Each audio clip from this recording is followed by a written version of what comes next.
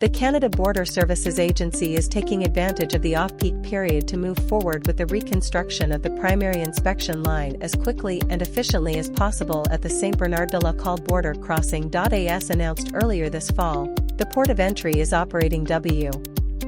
Canada's prosperity depends on infrastructure that allows for efficient, reliable, and safe travel.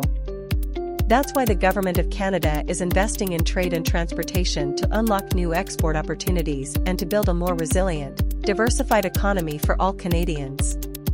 Today, the Honourable Heath MacDonald, Minister of Agriculture and Agri-Food, will travel to Regina, Saskatchewan next week to attend the Canadian Western Agribition. The minister will be available to take questions from the media following remarks at the burning of the brand. 10 a.m. to 11 a.m. AGX Pavilion 1. Ottawa, Ontario. Please be advised that the co-chairs Naten Obed, President of Inuit Tapert Konatami, and the Honourable Rebecca Alty, Minister of Crown Indigenous Relations, will provide opening remarks at the meeting of the Inuit Crown Partnership Committee. Opening remarks by the co-chairs will. Today, the Honourable David J. McGuinty, Minister of National Defence, joined a virtual session hosted by the Black Cultural Centre for Nova Scotia to provide an update on the Government of Canada's ongoing efforts to honour the legacy of No. 2 Construction Battalion. Participants included descendants. A strong and dynamic French-speaking research community is a major asset for Canada.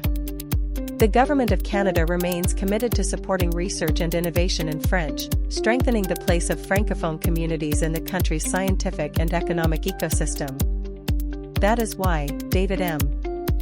Yellowknife, Northwest Territories, the Honourable Rebecca Alty, Minister of Crown Indigenous Relations, will make an announcement at the Yellowknife Airport to highlight federal budget infrastructure investments to build major infrastructure projects. Media will have an opportunity to ask questions. Yesterday, the Honourable Moninder Sidhu, Minister of International Trade, met with Peter Burke, Ireland's Minister for Enterprise, Tourism and Employment. Minister Sidhu welcomed Minister Burke and congratulated him on a successful trade mission to Toronto and Ottawa.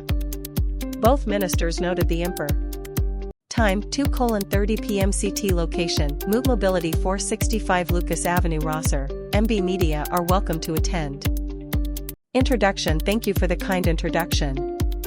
I would like to begin by acknowledging that we are gathered today on the traditional unceded territory of the Algonquin and Anishinaabe people. It's hard to believe that it's been nearly 7 years since I delivered my first speech to this group as Canad.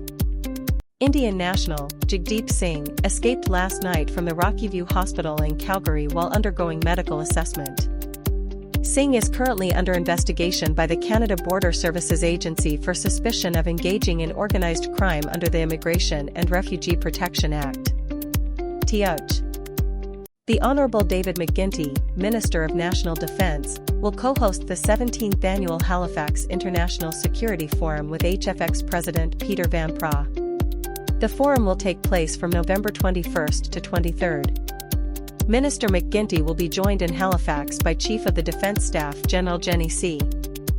6 Atlantic companies and organizations showcase smart energy expertise at Enlit Europe 2025. Atlantic Canadian clean technology and smart energy firms are strengthening international ties this week at Enlit Europe 2025 in Bilbao, Spain, one of the world's leading gatherings for the power and energy where 27 Parker Street, Dartmouth, Nova Scotia, B2Y4T5 What, federal and local representatives will participate in this announcement. A media availability will follow remarks. Notes to editor. Media interested in attending the event are asked to contact Maya Uferhado confirm their attendance.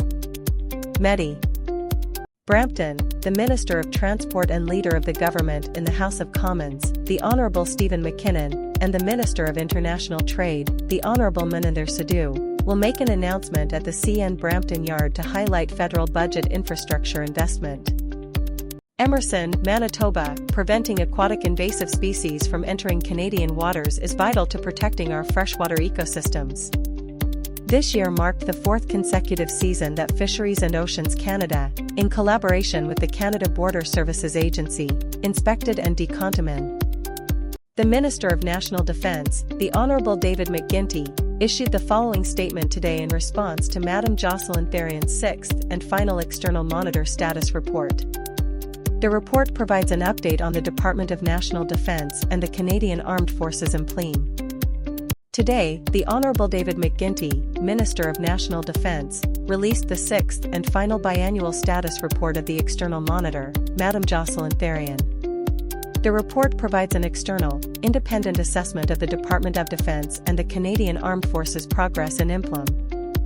The government is also investing $40 million over 2 years, starting in 2026 to 27, to create the Youth Climate Corps, which will provide paid skills training to young Canadians. They will be trained to quickly respond to climate emergencies, support recovery, and strengthen resilience in communities. The Canadian Coast Guard seasonal search and rescue stations in Ontario will close on the following dates. Maritime emergencies can be reported to the Joint Rescue Coordination Centre, Trenton, at any time at 1-800-267-7270 or through Channel 16 on VHF radios. Winter search and rescue operations are Wylam DeKale's music documentary Gyra Gospel, Hearts and Course will be available online free of charge as of Thursday, December 11 on NFB platforms across Canada. An intimate and uplifting portrait of Montreal's celebrated choir, the film offers a heartfelt glimpse behind the scenes as the singers prepare. Winnipeg, Manitoba. On November 21, the Honourable François-Philippe Champagne, Minister of Finance and National Revenue, will participate in an armchair discussion at an event hosted by the Winnipeg Chamber of Commerce. The minister will speak with Lorraine Remillard, President and CEO of the Winnipeg. Science and research drive innovation and strengthen Canada's global competitiveness. For decades, the Canadian Space Agency has championed scientific excellence through groundbreaking research conducted both in space and on Earth. The microgravity environment aboard the International Space Station. Delta, the Honourable Jill McKnight, Minister of Veterans Affairs and Associate Minister of National Defence, on behalf of the Honourable Tim Hodgson, Minister of Energy and Natural Resources, will make a federal funding announcement in support of the clean transportation industry. A media available.